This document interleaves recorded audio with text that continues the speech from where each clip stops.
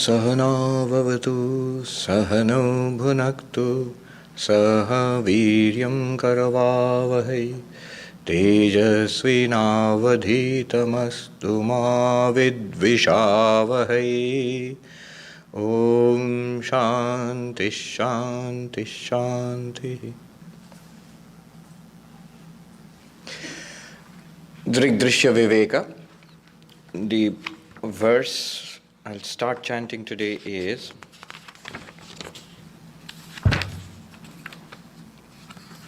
verses 8 and 9, which we did last time. Those who have books can follow me.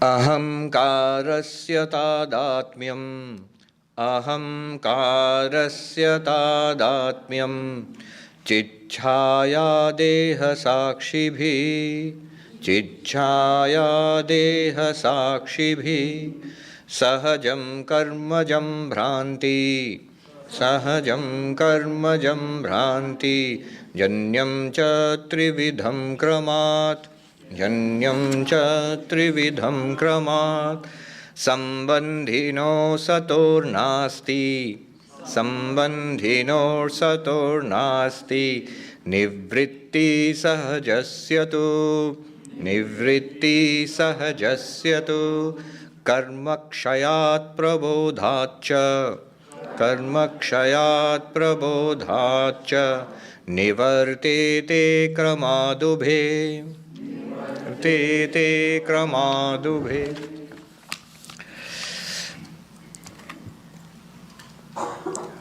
We've been studying this old Vedantic text, Drg-Drśya-Viveka, which is an introduction to the system of Advaita-Vedanta, the non-dual Vedanta. According to Advaita-Vedanta, we are not this body of flesh and blood. We are not even our minds, thoughts, feelings, emotions, ideas, memories. We are not even that. Then what are we? We are the witness of the body and mind. The witness consciousness called the Sakshi, which literally means the witness.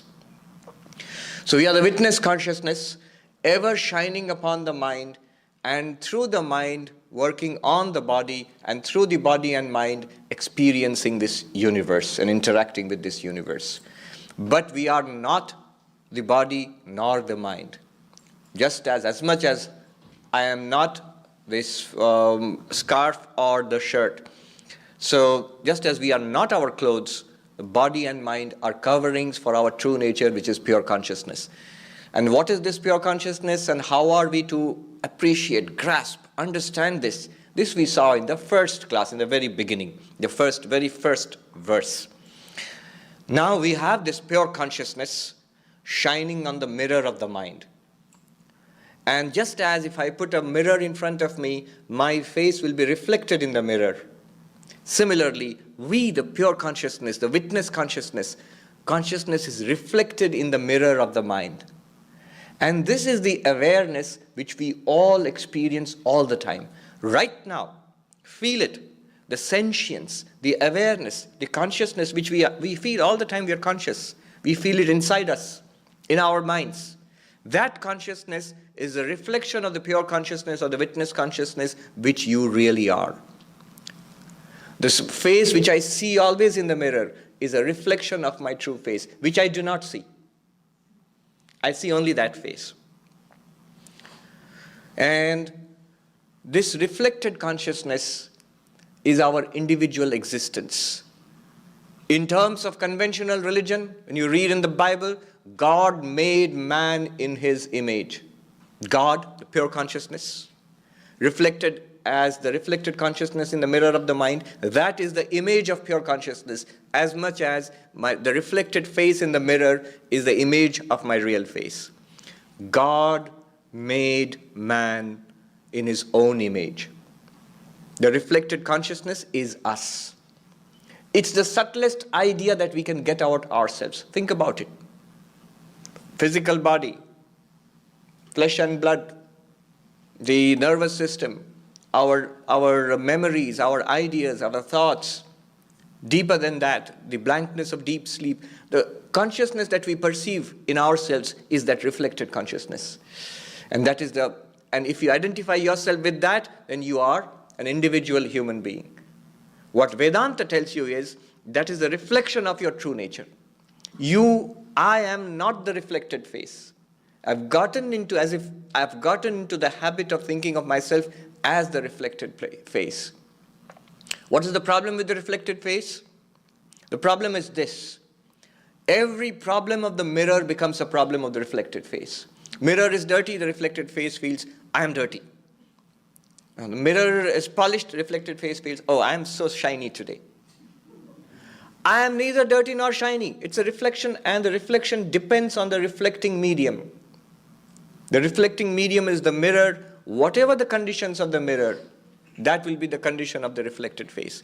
Mirror is shattered, the reflection is broken, reflected face thinks, oh, I am dying. None of it is true. The real face is neither dirty nor polished, nor living nor dying.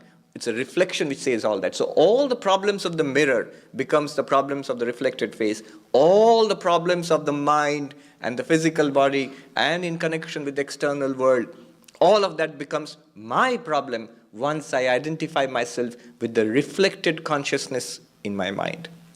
I am this limited conscious entity, mind, body, and the consciousness within. That's what I become. Vedanta tells me you are not that. Now, in the mind, there is this I. Which I? Nothing mystical about it. The I, the Sanskrit aham, I, the ego. The big guy, the I. That I, the text tells us, concentrate on that I. That I is connected to the body. That I, our I, the ego, I means the vertical one, not the. That I is connected to the body. How? I am this body. This is my body. That's how. And that I is connected to the reflected consciousness. I am always aware. Whenever I think of myself as a sentient being, as an aware being, as a conscious being. So the I in the mind is identified with the reflected consciousness in the mind. And the I, what relation does it bear to the true I, which Vedanta tells us about, the witness consciousness? These three questions were taken up last time. It's a subtle topic, that's why I'm repeating this. What were the questions? The I, the ego that we feel in ourselves, how is it connected to the body? How is it connected to the awareness that we have in our minds? And how is it connected to the real self which Vedanta talks about? Vedanta talks about ourselves as existence, consciousness, bliss. And this I, which we feel right now, what relation does it bear to existence, consciousness, bliss? And the three answers are given in the next verse, in verse number 8 and then 9. What are the questions? How are they related? And the second set of questions will be, how can these relations be cut? How can the I be free of these things? The answers are like this.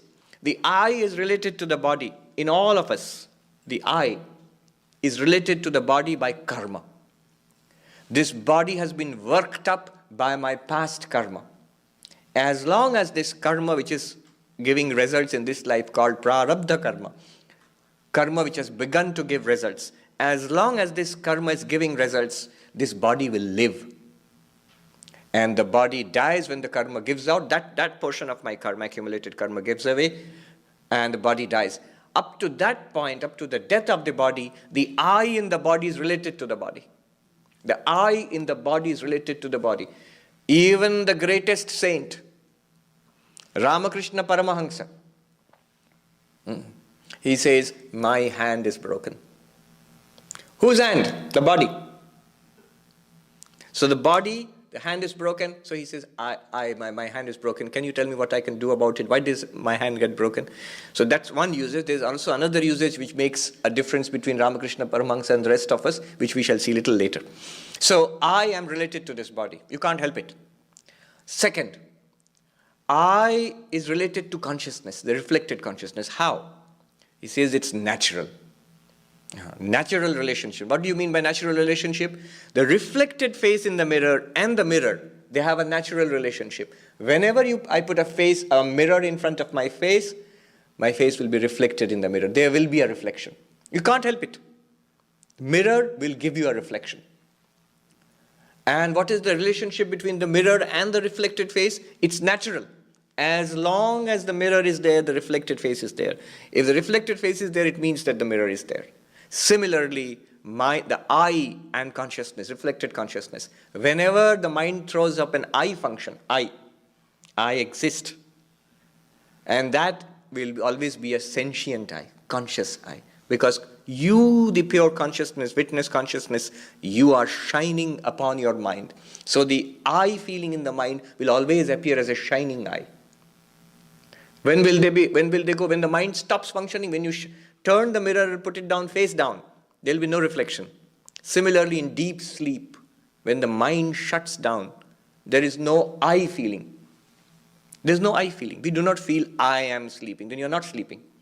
So there is no I feeling at that time because the mind has shut down. And hence, the reflected consciousness is also not there. So you don't feel I am a conscious being in deep sleep. It explains why in deep sleep, though we are pure consciousness, yet we do not feel like a conscious being in deep sleep. All this is secondary. The real question is the third question. What is the relationship between I, the witness consciousness, Sakshi, and this I in the mind? And the author answers dramatically, there's no relationship. It's a confusion. You are not related to the mirror. My face is in no way related to the mirror. I don't care if there is a mirror. The mirror borrows a reflection of my face and there's an image of my face in the mirror. But my face has no relation to the mirror. Mirror may be shiny, mirror may be dirty, mirror may be expensive, mirror may be cheap, mirror may be broken. It makes no difference whatsoever to my face. In the same way, you, the witness consciousness, has no relationship with the I. But we are completely related. We feel I am that I, and that is ignorance. That is ignorance. That is the exact point, and this is a very beautiful way of presenting it. What does Vedanta do? That's exactly what it does. That false relationship between the I in the mind and the pure consciousness shining upon the mind, that false relationship is cut. Well, how can a relationship of ignorance be cut? How can ignorance be cut? Only by the sword of knowledge. Only by the sword of knowledge. You just have to become aware that I shine upon the mind, and that is the consciousness which we feel in the mind right now. I am not related to the mind. The moment you snap your relationship with the I in the mind, you are free. That is the whole endeavor of Advaita-Vedanta. It's a very beautiful way of very precisely pointing where does Advaita-Vedanta strike. Where does it strike? Okay. Now let us go on to the 10th verse.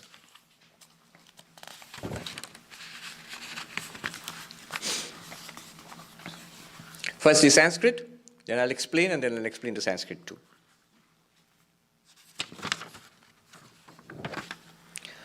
Ahankara laye suptau, ahankara laye suptau, bhaved dehopyacetana. Ahankara vikasardha, ahankara vikasardha, swapna sarvastu jagaraha, swapna sarvastu jagaraha. So, now the question is, you have to understand the question, and then only the answer will make sense. The question is, if I am pure consciousness, unchanging consciousness, the key word here is unchanging consciousness, not subject to increase or decrease. I found in this country you have got these dimmer switches. You turn so the light becomes dim or the light becomes bright. So, consciousness is not subject to that. You cannot dim it or make it bright. But a question should come in our minds. We experience the intensity of awareness at times in the day when we are wake up in the morning fresh and have a cup of coffee and good to go, feel very conscious.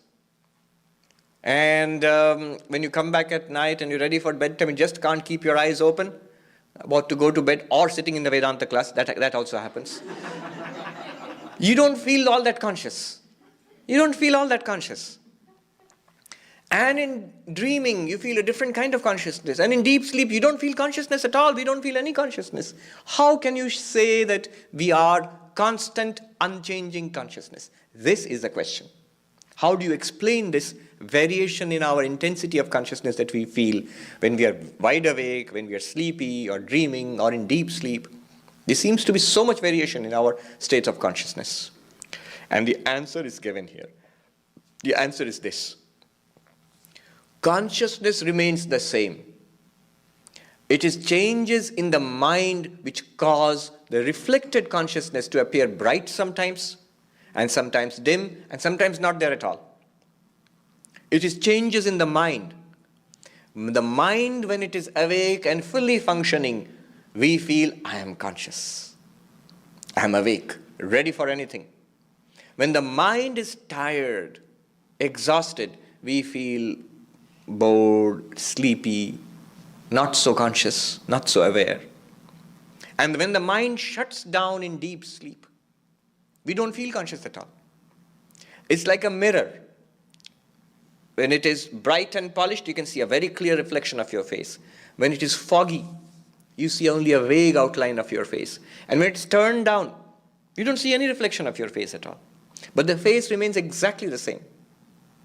In the same way, the mind, or more specifically, the author says, the ego sense. The mind itself and the ego sense is most active in what we call our waking state. Is less active, the author says half active, partially active, in what we call our dream state. And is not active, it's in a potential, like computers these days have sleep mode. Computers are very efficient. You don't touch them for some time, they go off to sleep. So, like Vedanta students. So, when the mind goes to sleep, we don't see any reflection of consciousness there. And then we feel that there's no consciousness, but the pure consciousness is exactly the same. And that's what he says. The states of consciousness are really not states of consciousness. Consciousness has no states. The states are states of the mind. Waking is a state of the mind. This is commonly used, waking state of consciousness, dream state of consciousness. No harm in using it, but as Vedanta students, we should know exactly what we are talking about. It's okay to speak about the waking state of consciousness, but we should know we are speaking about the waking state of the mind. The mind is changing. Mind gets energetic. The mind gets dull. The mind gets tired. The mind goes to sleep. So there's a waking state of the mind, there's a dream state of the mind, and there's a deep sleep state of the mind. These are states of the mind, not states of the consciousness. The consciousness is always there, watching. Just like Swami, I think I mentioned this, the train example. We have this big train in India called the Rajdhani Express. And Swami Nishreshanji, who used to come from South Africa, I have not seen him, but our senior Swamis told me, he had this wonderful way of explaining Vedanta through stories. So he says, when you go to the platform, there's the station master standing on the platform, and there's a lot of hustle and bustle. Why? This VIP, this big train, this prestigious train is coming into the platform. And the express comes in, and the people get out of it, people get into it. There's a lot of commotion, a lot of transactions, a lot of things going on. After some time, the station master is watching. After some time, the train leaves the platform. The station master did not come with the train, did not go away with the train. After some time, another train comes in. It's a goods train. It's a freight train. And there's hardly anybody who gets on or gets off. It's just the train driver who gets down, maybe has a cup of tea. And then again, the train leaves the platform. Station master did not come with the train, did not go away with the train. And there is no train in the platform. It's blank. Station master watches the empty platform. Just like that, our waking state arrives in the morning. As the alarm rings, the Rajdhani Express pulls up to the platform.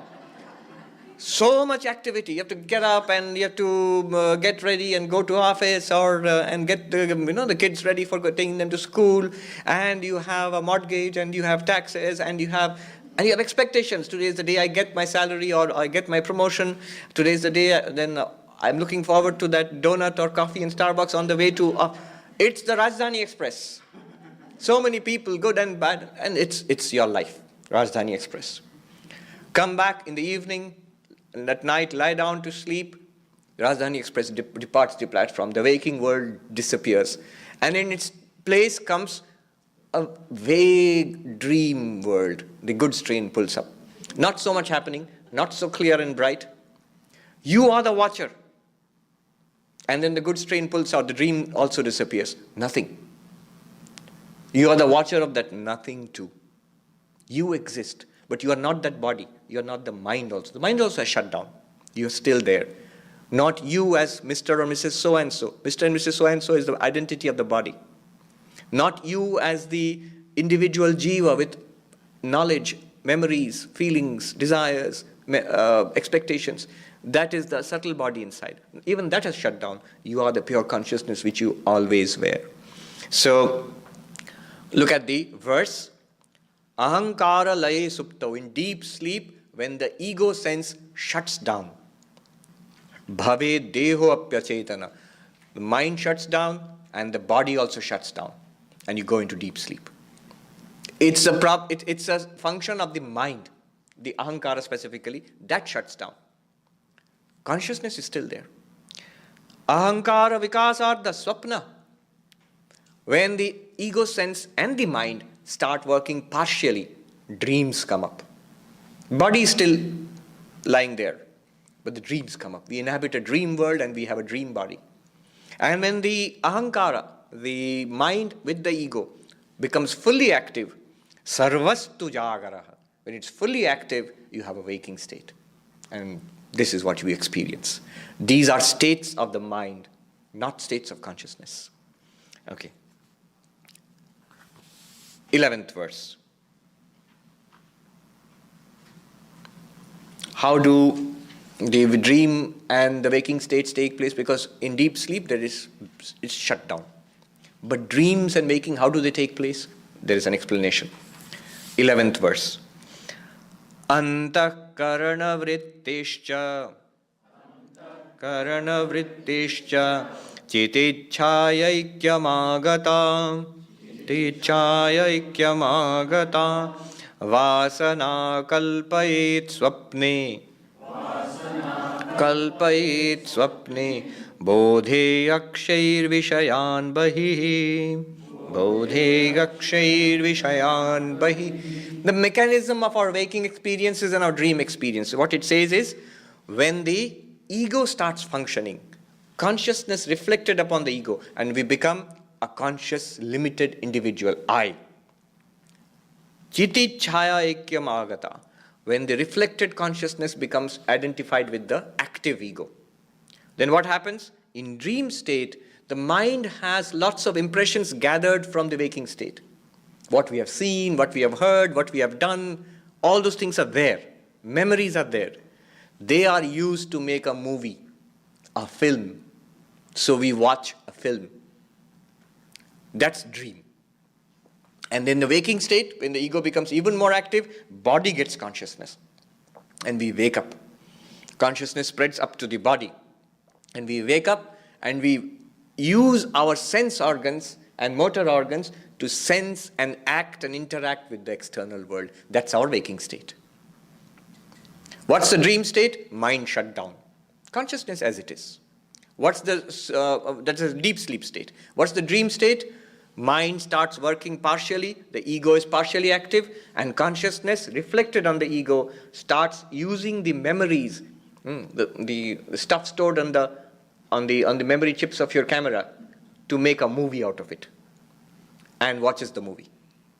And when you wake up, the consciousness is transmitted from the mind to the physical body also, and our sense organs and motor organs become active, sensory system becomes active, and we interact with the world. That's the waking state. These are the three states, and this is how it works. What about the consciousness? Same unchanged consciousness. Because of you, all this happens in the body-mind. It is the same consciousness who opens a door in his house and it's the counter for a shop and sells and buys with the world outside. And when the evening comes, this gentleman closes the door and he goes to his living room and switches on the TV and watches TV. And when he's tired of that, he switches off the TV and goes to his bedroom and sleeps. 3 areas, 3 states: waking, in transacting with the world. The shop, he runs a shop, the shopkeeper. We are shopkeepers.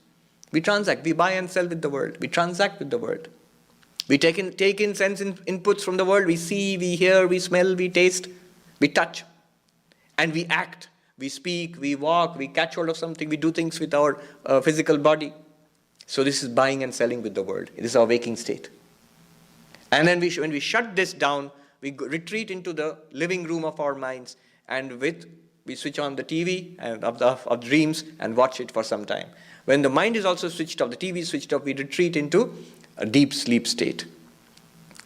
Bedroom. But its consciousness is the same consciousness. So this is what is said here. Antakarana vrittischa, the functioning of the mind, chititchaya aikyamagata. Chititchaya, reflection of consciousness. Usually chit, the word is used. Here chiti, the feminine term, is used. It means pure consciousness.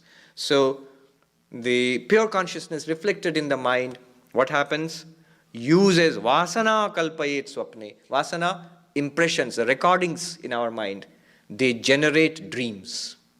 And after waking up, bodhe, when you wake up, akshair, with the sense organs, not just eyes, with all the sense organs, vishayan bahi, external form, sound, taste, smell, all these we take in and we experience. So this is our life. This is our life.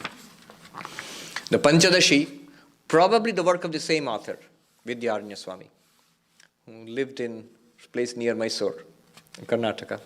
Yes.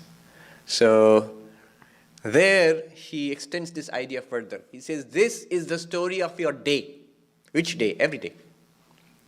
And the story is repeated the next day. Tadvad dinantare, the next day. And then, masabda yuga kalpeshu gatagamyeshu nekadaha. Month. Next month, same story. Same. And next year, the same story. Waking, dreaming, sleeping. And the years pass into decades and the body grows older. The body dies. The subtle body goes to other worlds and there are other lives. But the story remains the same. Consciousness, watching and experiencing through the body and the mind. He says years pass. Eons pass. Millions of years. The Hindus have an enormous calendar. Vast sense of time. Millions of years and billions of years are for them one day in the life of Brahma. The creator, the creatrix, or whatever you call it, who created the universe. Just one day. And when Brahma goes to sleep, the world collapses upon itself and there's dissolution. But you, the consciousness, you're still watching that. You were there at the Big Bang. And you will be there when the universe disappears into itself as the consciousness. Yoga kalpeshu gata gamyeshu nekada. Look at the awesome poetry. Millions of years have gone. Universes have been created and destroyed. Gamyeshu. And there are many more years, millions of years to come and universes to be created and destroyed. And lives to live. Unless we get enlightenment. You can go on repeating this. Nothing can destroy us. Nothing can. The worst of tragedies, the most terrible of sorrows, the greatest of catastrophes, which can destroy worlds, has not been able to destroy us till today. And will not be able to destroy us. Nothing can destroy us. Nothing can scratch you. So, and it will go on. No deti nastameti samvid esha swayam prabha. Vidyaranya Swami says, the sun of consciousness neither rises nor sets. Self-effulgent sun of consciousness. Just reading Swami Brahmananda. A couple of days ago we celebrated his birth anniversary. So one of the first experiences which he had with the blessings of Sri Ramakrishna, he says, a light like a million suns engulfing me. It's his own light. It's our light. When we realize what we are really. And the tragedy is it's here right now and completely, totally, continuously available to us. A very senior monk told me once, he said, Vishwarup, we are missing it 1,000 times every second. It's there, we are missing it 1,000 times every second. Anyhow, this book intends to make us acquainted with what we already have. Now, a new question will come up. A new question will come up. What about birth and death? What is born? How does birth take place? How does death take place? What happens after death? So this author is certainly got style. He disposes of these enormous questions with a single verse. So the next verse he'll tell us how we live and how we die.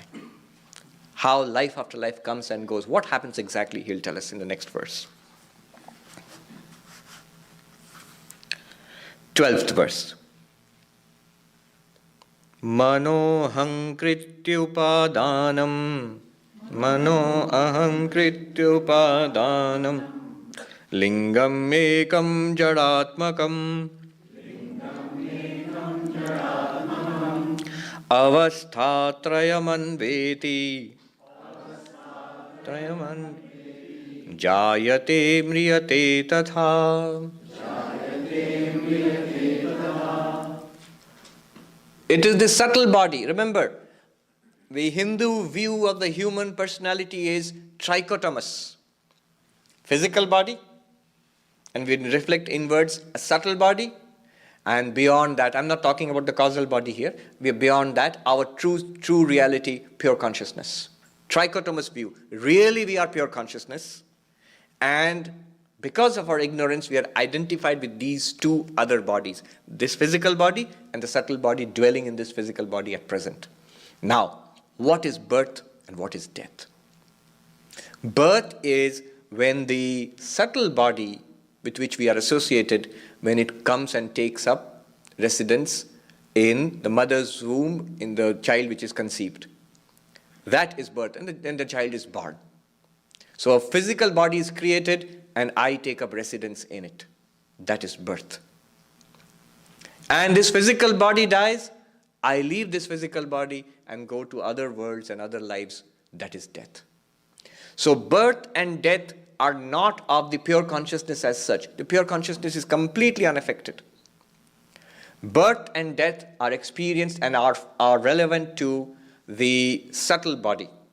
It is a subtle body which takes birth through the birth of the physical body. It is a subtle body which experiences death. It does not die. It experiences death with the death of the physical body. Why don't you sit down?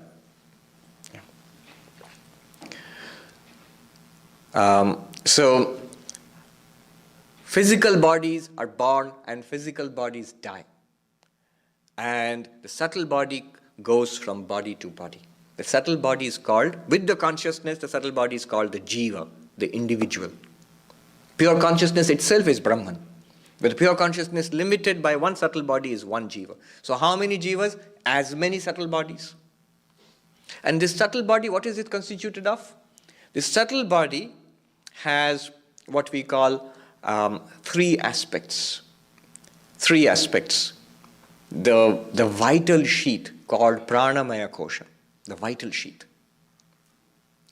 That which makes us breathe in and out. So in yoga you do pranayama.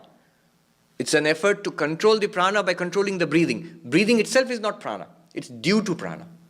It's because of prana that our lungs inflate and deflate and we breathe. So breathing, the circulation of blood in our veins, the assimilation of food, transforming food into flesh and blood, into this physical body, all the activities, powering this body, powering the body-mind complex is the job of the pranamaya kosha, the vital sheath. So when we feel hunger, it's the prana. Thirst, it's the prana. You feel satisfied after a good meal, it's the prana which is satisfied. You feel healthy, prana. You feel sick, prana. So it is the prana. And the yogis, actually with all their asanas and breathing and the kriyas, they try to control the prana to get a more healthier body and mind. So, pranamaya kosha. That's one constituent of our subtle body. And another constituent of subtle body is the manomaya kosha, which includes the feeling of I-ness, the feeling, the egoism. It includes our vasanas, our memories, the thinking, sankalpa vikalpatmikamana. Should I do this or should I not do this? And that's the mind. And another function, another part of the subtle body is the vijnanamaya kosha, the intellect. That which we are using right now to understand Vedanta, where we get knowledge. Should I go to the Vedanta class or not? That's the mind. I will go to the Vedanta class. That's the intellect.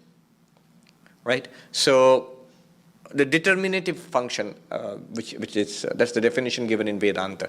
So these three sheaths, the sheath of the intellect, Vijnanamaya kosha, the sheath of the mind, Manomaya kosha, the sheath of the prana, Pranamaya kosha, together are called the subtle body. When it inhabits a physical body, it's a living body. When it departs from a physical body, we call it a dead body. The body is dead. That's why in English you say he gave up the ghost. The ghost here is the subtle body. When death is giving up the ghost. So in the Western world, we say that you gave up the ghost. In India, you say just the opposite. He gave up the body. The subtle body gives up the physical body. The moment the subtle body leaves the physical body, it's a dead body. And we hear of so many of these near-death experiences of people when the body is dying. You actually experience seeing the dead or dying body from above. So many such accounts are there. Just today itself somebody was telling me. So that's the subtle body. The Holy Mother, Ma Sharda, once says that she left her physical body and she felt so free. After some time she didn't want to come back into this, she says, this dirty cage of flesh and bone. She didn't want to come back. So this is a subtle body which takes birth by the birth of the physical body. The subtle body which experiences death when the physical body breaks apart. And this is what Krishna told Arjuna. Death of the body is not final. We give up an old body, a tattered body, non-functioning body, just as you discard old clothes. As a human being discards old clothes and puts on a new set of clothes, so also the soul here, the subtle body. Of course, pure consciousness always is there, but unaffected, like the sun shining. The subtle body goes to a new set, a new physical set, a new set of clothes, as it were. An example which I like giving is this. Imagine buckets in the garden, buckets. And the buckets have water in them. Big buckets, small buckets, colored buckets, and so on. Good buckets and not so good ones. And new ones and old ones. And there's water in them. Somewhere the water is dirty, somewhere it's clean, somewhere there's a lot of water, somewhere very little water. But in all of them, the sun is reflected. And you will find a little sun shining there in all those, in the water in all those buckets. Separate. Little suns shining there. Now imagine the little sun is conscious. So what does it feel? I am this bucket. So if it comes to Vedanta, you'll have to explain to him, you are not the bucket. The bucket is like the physical body. Okay, I am the water in the bucket. Here is this lots of clean water. And I am the water in the bucket. No, you are not the water too. Okay, I am this little dot of light shining in the water. No, you are not that too. Look up. When he looks up, suddenly it finds not looking up at the sun, it rather becomes the sun looking down at its own reflection. That is Vedanta. The bucket is our physical body, the water is our subtle body. And the little sun shining there is the reflected consciousness, Chidabhasa, Chit-chaya, which we feel right now, the awareness. And the sun is the real self, is the pure consciousness, is the witness consciousness. We have to boldly say, that is what I am. Don't say my real self, like my kidney or my lung. My real self is all right, Swami, but I have a lot of problems. No. The problems are in the bucket. Some bucket is broken, some bucket is cracked and leaking, some bucket is not too bad, but it sees another bucket which is much more shiny nearby and it feels jealous. Yeah.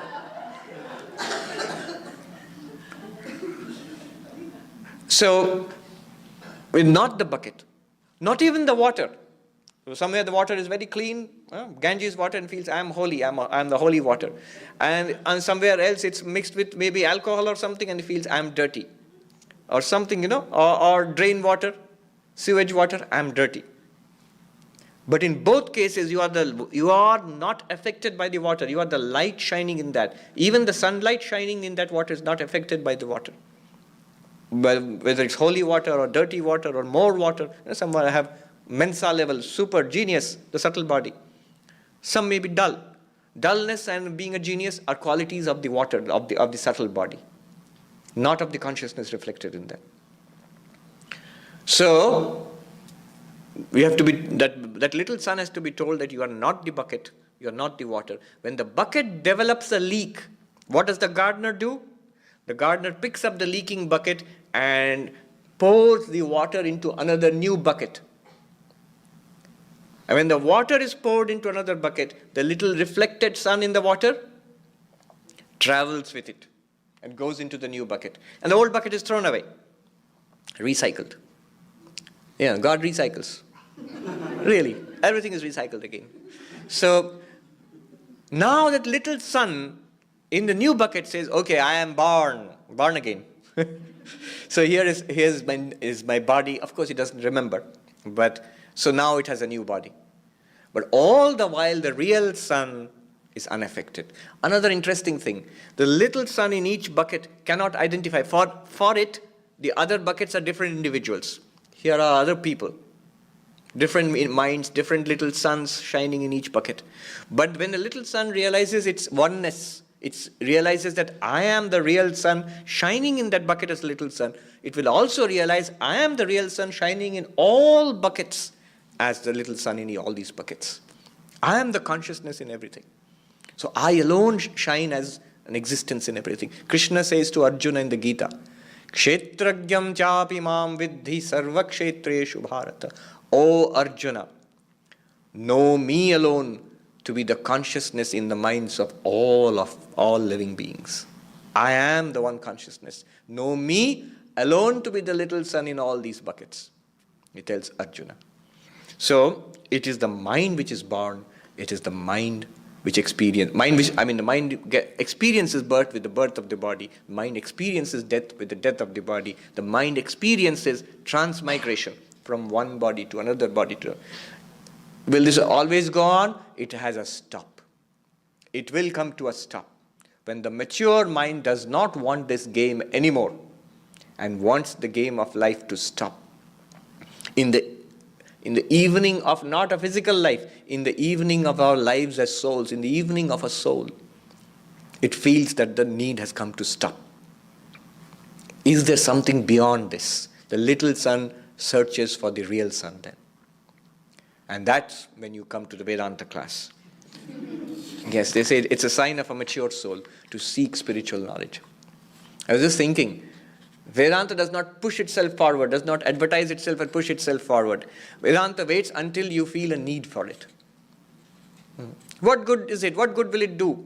Will it get me? Will it cure my disease? And will it give me a job? And will it give me great health? And everything? No. Hey, what good is it then? No good. Go ahead. Try your best. Do whatever you like in this world. Try your best. There are technologies for the Indian spiritual heritage has technologies for all of this. If you want good health, there is a most sophisticated technology. The Hatha Yoga technologies are there. You want good health? Yes. You want wealth, you want a good life, you want good experiences in life. The law of karma tells us, the more merit you have, punyam, do good, accumulate merit, you will get a series of pleasant experiences. The epitome of which is heaven, swarga. But even that has an end. That also has to come to an end. That is limited. Whatever you want. The technologies of Ayurveda, for example. I would like to mention at this point, one scholar was telling me, even in Ayurveda, which is a technology for taking care of the body, and secondarily the mind too. where they say all diseases are traced back not only to the pranamaya kosha, to what they call vijnana dosha. That there is a problem in our understanding of life, in our understanding about ourselves and the world. That problem in understanding is translated into mental problems, emotional problems. That problem, which is a mental and emotional problem, is translated into a pranic problem, where it manifests as psychosomatic diseases. And that is transmitted and appears as symptoms in our physical body. So it is traced back so far to the intellect. So they will say that if you have a tummy ache, it's an intellectual problem, not in the stomach. Yes. So there are all these magnificent technologies, whatever you want. But after all, when you realize everything is limited, and everything is haunted by death, everything is haunted by impermanence. When we realize that, then the spiritual seeking awakens. Then Vedanta is there waiting for you. Now you can come and talk to me. Yeah. The Buddha's insight. Everything is transitory.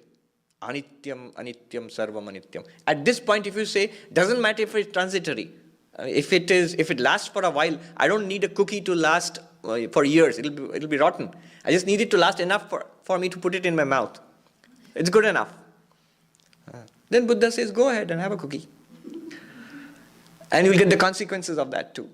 And you do it often enough, then the soul comes to a deep understanding that all of it amounts to nothing. The Buddha says, Anityam, anityam, sarvam anityam. Transitory, everything is transitory. Kshanikam, kshanikam, sarvam kshanikam. Momentary, everything is momentary. Shunyam, sarvam shunyam. Void, everything is void.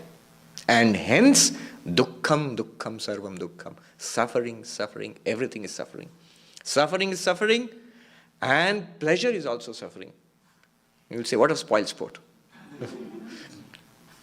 Swami Tapasyananda, it seems, a very senior monk of our order, it seems he used to say, when he spoke about Buddhism, he used to start with, Buddhism is a serious religion. You have to start, the first step is that you have to accept everything is surrounded by suffering in this world. Everything is suffering. You inaugurate a new house, you're so happy, the Buddhist comes and says, this is the first day of its destruction. He's right. He's right. He's more right than we are. Which is true. To acknowledge that truth. It's not pessimism. If that's all they said, it would be pessimism. But the Buddha says there's a cause to this. And there is a way out of this. So it is not pessimism. Vedanta also is not pessimism. It shows a way out. But Vedanta takes a long-term view of it. You want this world, enjoy it. And we will give you all sorts of technologies to enjoy it. Every kind of technology, which modern man is just beginning to discover. In positive psychology and all, which is well known to yoga, well known to many kinds of spiritual technologies developed in India, psychological techniques. To enhance enjoyment, to enhance pleasant experiences in life, to enhance life itself, longevity. But all of it ultimately comes to an end. That also one must know. It has an expiry date. Everything comes labeled. Even heaven comes labeled with an expiry date. In Hinduism, Buddhism, and the Indic religions, heaven is not eternal. These heavens, the lower heavens. So there is an eternal heaven, the heaven of a devotee, where the devotee goes to Vaikuntha or Kailash and lives eternally in the presence of God. That's different. But heavens that we earn through meritorious action. You get joy, and then you have to let go. Swami Nishrayashanji used to give that example of he used to travel from South Africa to Mumbai. So he says, I book my ticket on Air India. You have to get money and book your ticket on Air India. Once you enter the plane, it's air conditioned. It may be 40 degrees outside in Celsius, and 100 outside, but in the plane it is a comfortable 65 or so. And then this is your seat. And then you'll be shown a movie, and they'll be served good food, and you'll be all the time 40,000 feet in the air. So that's like heaven. Yeah. Though today we wouldn't think airline travel is at all heavenly. But anyway, then what happens? Once you start getting used to it, this is nice. I'm being taken care of. This is very fine. And he says, now we are descending into Mumbai. I said, okay. And he said, now, thank you for traveling with Air India. And we hope you will come to us again next time. No, I want to stay here. I'm sorry, sir. You have to leave. It is 110 with 100% humidity outside. Back you go. If you want to come to heaven again, you have to buy a ticket. So, just like that, all of it comes to an end. And Vedanta says, then you come to Vedanta and search for that which is eternal, which is permanent, and which happens to be our own real self. And that's what Vedanta shows you. That is what the core of spirituality is. We have 10 minutes. We'll stop here and take a couple of questions and conclude. There's a question there. Yes. Just trying to get my head around something. So I is a reflective consciousness. So when you speak of the subtle body, I, moving on, is it the reflective consciousness that moves from body to body, from bucket to bucket? Yeah. So the I which we experience right now, has two parts. One part is a function of the mind, the ego. Aham, I am a man, I am an American, I'm a Californian. I was about to say Texan. Because I was in Texas last week, but I know that won't be taken kindly here. This is the ego. It's a function of the mind. And we always experience this ego as a shining, as a sentient ego. That sentiency in the ego is the reflected consciousness. So when the body dies, the mind is transferred to another body, to another world. The ego goes with it.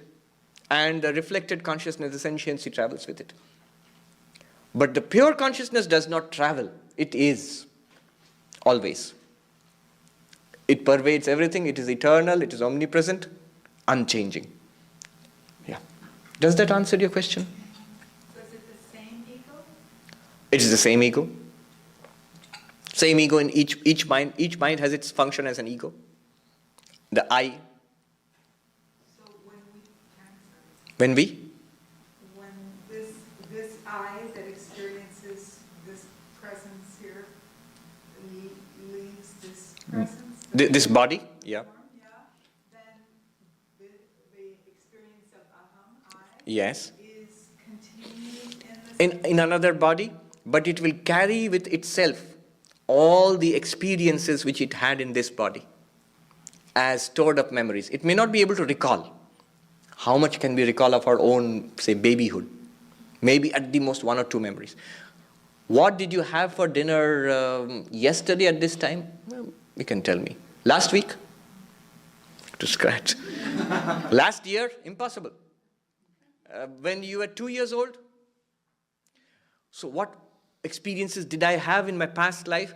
According to yoga psychology, it is all there, stored up in the chitta, but we cannot access it so easily. But yogis are supposed to be able to access it. Yes, but I feel I have not exactly answered. You are asking a question. We're carrying certain essentials with us as we go that is part of this growth towards, like you say, true knowledge, accessing the essentials that we are collecting as we go through Yes. these. Vedanta is very clear about what travels. The physical body is destroyed, Annamaya Kosha. It goes back to the earth. But what travels is the subtle body, the Pranamaya Kosha, Manomaya Kosha, Vijnanamaya Kosha. I'm not talking about the Anandamaya because he has not mentioned it. I'm not talking about it. But anyway, this is what travels to the earth. And consciousness is always there. It is reflected in the Pranamaya, the Manomaya, Vijnanamaya, Anandamaya. So and it's reflected there. But the pure consciousness is always there. So this is the subtle body which travels. It carries with it our distinctive experiences, our memories. So we grow from life to life. You may not remember the exact details of your past lives, but be assured the tendencies that we have accumulated in the past lives are here today. That's why siblings are so different. Sometimes brothers and sisters, two brothers, two sisters, they're quite different sometimes. Similar in some respects, physically similar, but mentally, in attitudes, they may be quite different. We are ancient. We are all ancient. We are incredibly ancient creatures. Even the tiniest baby is a creature millions of years old. Yes, there's a question there. Just a continuation of what you said, but the definition of Atman, I think last week you mentioned, it does not even travel, right? No, it does not travel. So the pure consciousness, it does not travel. That's a good question. It is always there. Where will it travel to? We will see later on, all space and time and entire universe is within this Atman. Atman is not in space. Space and time are all within Atman. We'll see all that later on. So Atman exists. It does not travel anywhere. I'll just mention one thing before we go into the question. I won't elaborate. This I, the reason why he's concentrating on the I is, this I is the one which we grasp, which we are aware of. Now the question is this I, we are all aware of this I, we have a knowledge of the I. This I, is it knowledge or is it error? The answer Vedanta gives us is it's a mixture of knowledge and error. I exist, knowledge. I am Swami, error. I am this body, error. I am happy, error. I am sad, error. I am ignorant, error. I know Vedanta, I am knowledgeable, error. I exist, I shine, I am bliss, or the bliss itself shines forth. That itself is knowledge. That's what we are traveling towards. Everything else is added onto it, will drop off. Yes, there is a question here. I'm coming back to you. So Jagat and Swapna states. Yes. What happens to a blind person? A blind person? You can always ask. Remember, where is the blindness? It's in the physical body, and it might be a defect in the pranamaya kosha, the subtle body. Not in the Atman. Not in the Atman. So it's a problem in the physical and physiological body. And the states are in the physical and physiological bodies. Atman is completely unaffected. In fact, Shankaracharya says this in the Adhyasa-bhashya. I am blind. No, rather you are foolish. You are not blind. The particular visual mechanism associated with your subtle body in this particular life is not functioning properly. You are pure consciousness. How can you be blind? If you are blind, the world will disappear. I'll come back. Yeah, you had a question. I have a hard time figuring out the difference between Atman and Brahman and things you talked about tonight. The difference between Atman and Brahman? The Advaita-Vedanta says no difference. The witness consciousness, I'm using the term because this text uses the term Sakshi, witness. And that's why I'm using the term witness consciousness. This witness consciousness is equal to Atman, is equal to Brahman, and we will see that. It comes later on. Why use two terms if they're exactly the same? The reality within ourselves, Advaita Vedanta calls it the Atman. Atman literally means myself, I, the essence within. The true I, not the ego. And the reality of this universe is called Brahman. Yes. And their two are same. That's what Advaita Vedanta is trying to tell me. 1 second. There's a question there. Yes. Is it possible to experience true consciousness without the mind? Is it like, without the mirror, is it possible to understand it? Yes. To the extent that you are aware of your true face without the mirror, to that extent. But a specific knowledge of consciousness requires an activity of the mind and the sense organs, or some activity in the subtle body which reflects. You know, we see everybody else's face. We do not see our own faces.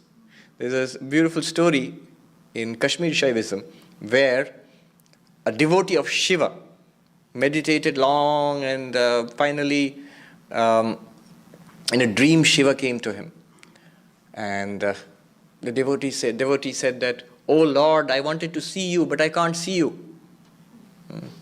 Please show yourself in my waking state. It's just a dream now, but you can just show yourself.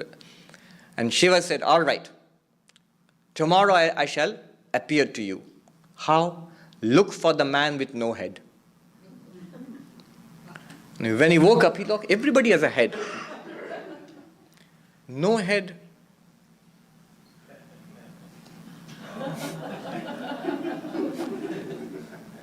Look for the man with no head. If you see, you are the only one who does not have a head. The way you see the world. You don't actually directly see your own head. So that's the answer, yes. No, Atman is Brahman. That Shivoham, I am Shiva. That is what Shiva wanted to tell. Yes, last question. We'll end now. Maharaj, the Jivatma and Paramatma, the distinction between those two. The Jivatma is the Atman in the Jeev, what carries it, and Paramatman is the,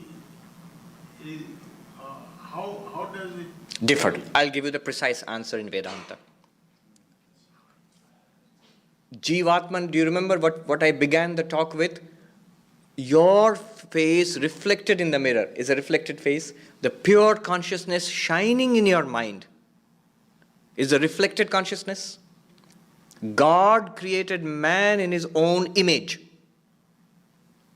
The image, the consciousness shining in your mind is the Jivatman. That's exactly what we feel ourselves to be. A sentient being with a mind and a body. That is the Jivatman. That reflected consciousness enables this body and mind to function. This body is a living body. The mind functions, thinks, and does everything because of the presence of the reflected consciousness. The Sanskrit definition, dhatu patha, Sanskrit definition of the word jiva, jiva prana dharane. That reflected consciousness which enables the pranamaya kosha, manomaya kosha, vijnanamaya kosha to function, that exactly is the Jivatman. If you identify with yourself with that, then you are the reflection, you become the reflection of the Lord. That pure consciousness becomes God then. Lord, I am thy reflection. I am thy creature. You are the Lord, I am thy shadow, thy servant. Literally the servant, the shadow of the Lord. What Vedanta tells us is, you are not a reflection. You are that which is being reflected. That makes the transition from conventional religion to the highest spirituality, where you become one. Jivatma realizes itself as Paramatma. Thank you very much. We'll conclude here and take it up next. The next day is, yes, we shall announce the next class, and the next fundamental question to be taken up will be the creation of this universe, no less. We are so far talking about ourselves and pure consciousness. But what about this external universe? How is it created? What is it exactly? All that will be taken up next time. So we covered a lot of ground. How do we have waking and dreaming and deep sleep? What is birth and what is death? All this we have covered. So that was fast work. Om Purnamadah Purnamidam Purnat Purnamudachyate Purnasya Purnamadaya Purnamevavashishyate. Om Shanti Shanti Shanti Hari Om Tat Sat. Shri Ram Krishna Arpanamastu.